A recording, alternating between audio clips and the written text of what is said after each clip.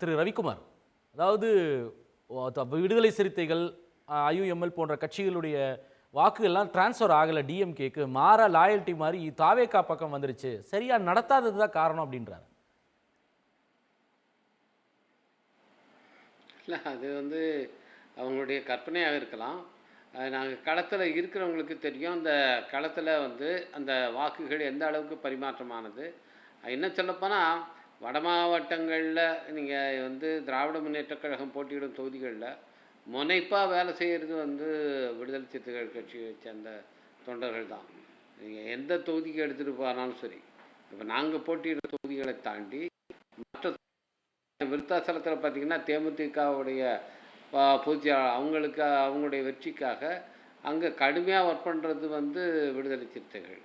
அது மாதிரி திராவிட முன்னேற்ற போட்டி, காங்கிரஸ் கட்சி போட்டியிடுற தொகுதிகள் எல்லாத்துலேயும் நாங்கள் ரொம்ப டெடிக்கேட்டடாக இந்த தேர்தல் வேலைகளை செய்கிறாங்க. அந்த மாதிரியான ஒரு முரண்பாடோ வருத்தமோ களத்தில் எங்கேயுமே கிடையாது. அதாவது தொகுதி பங்கீடு நடக்கும்போதுங்க ஒவ்வொரு கட்சியும் எவ்வளோ விரும்பலாம், ஆனால் அந்த இருக்கிற இடங்களை அந்த கூட்டணி இருக்கிற கட்சிகளுடைய எண்ணிக்கை, அவர்களுடைய பலம், இதெல்லாம் வைத்து தான் பிரிப்பார்கள். அப்படி பிரிக்கும்போது இந்த திராவிட முன்னேற்ற கழக தலைமையிலான இந்த கூட்டணியில் நிறைய கட்சிகள் இருக்கும்போது அதுக்கேற்றபடி தான் பிரிக்கணும். இன்னும் சொல்லப்போனால் அந்த பேச்சுவார்த்தையில் நாங்கள் எந்த இழுபறியுமே கிடையாது. நிமிஷம் கூட நாங்கள் பேசிகிட்டு இல்லை. உடனே எங்கள் தலைவர் அந்த எண்ணிக்கைக்கு நாங்கள் கையெழுத்திடுறோம்னு சொல்லிட்டு உடனே கையெழுத்திட்டாங்க. இப்போ அதில் எந்த ஒரு சின்ன இதுவும் நாங்கள் விடலை. ஏன்னா எவ்வளவு இடங்கள் போட்டியிட்டால் திராவிட முன்னேற்றக் கழகம் தனித்து ஆட்சி அமைக்கிற ஒரு கணக்கு இருக்குது. அப்போது திராவிட முன்னேற்றக் கழகம் தனித்து ஆட்சி அமைக்கணும், அதற்கு உகந்த அளவில் அந்த கட்சி போட்டியிடணும்.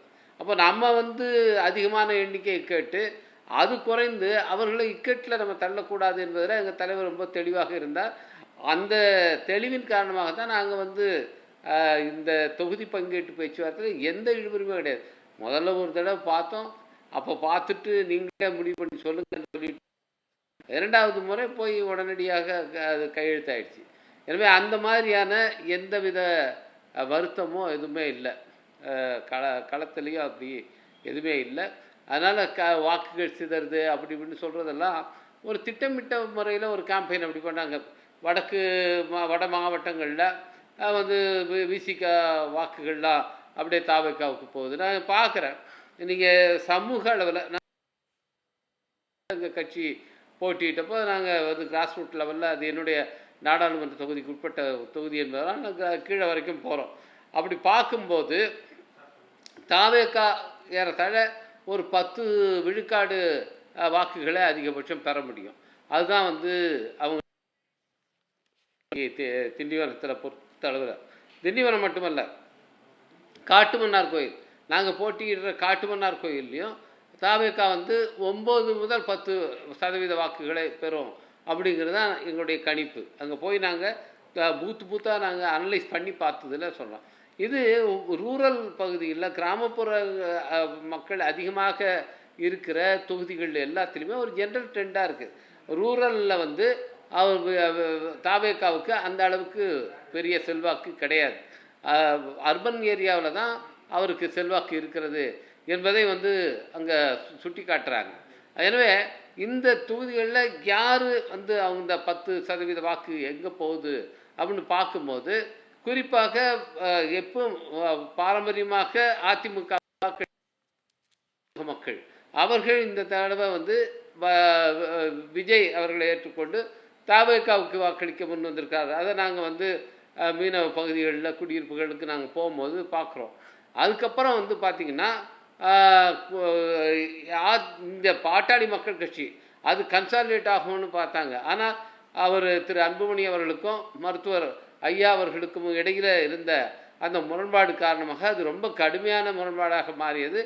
அவரே இங்கே குடியிருக்கிற பகுதி இந்த விழுப்புரம் மாவட்டங்கிற காரணத்தினால அங்கே பார்த்திங்கன்னா அந்த வாக்குகள் சிதறடிக்கப்பட்டு பாமகவில் வழக்கமாக இருந்தவர்கள் தாவேக்காவுக்கு நாங்கள் வந்து பூத்து அன்னைக்கு வாக்கு பதிவு அன்னைக்கு நாங்கள் போகும்போது அங்கே யாரெல்லாம் பூத் ஏஜெண்டாக அதிகமாக உட்கார்ந்துருந்தார்கள்னா அந்த சமூகத்தை சேர்ந்தவர்கள் தான் அதிகமாக பூத் ஏஜென்ட்டுகளாக உட்கார்ந்திருந்தார்கள்.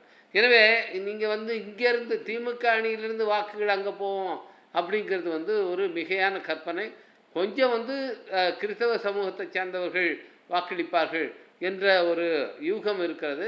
அதிலும் குறிப்பாக இந்த சுயேட்சையான சபைகள் அது நேரடியாக ரோமன் கத்தோலிக் அந்த சர்ச்சஸ்க்கு கீழே இருக்கிறவங்க அல்லாமல் சுதந்திரமாக இருக்கிற இண்டிபெண்ட் சர்ச்சஸ் அவங்களுடைய ஆதரவில் இருக்கிறவர்கள் அவர்கள் பார்த்திங்கன்னா எப்பயுமே அதிமுகவுக்கு வாக்களிக்கிறவர்கள். அந்த இண்டிபெண்ட் சர்ச்சஸில் பெரும்பகுதி பார்த்திங்கன்னா அதிமுகவுக்கு வாக்களிக்கிறவர்களாக தான் இருப்பார்கள். அது பாஜகவில் கூட்டணி இருந்தால் கூட அதிமுக போட்டியிட்டால் அவர்கள் அதிமுகவுக்கு வாக்களிப்பார்கள் அந்த தொகுதியில்.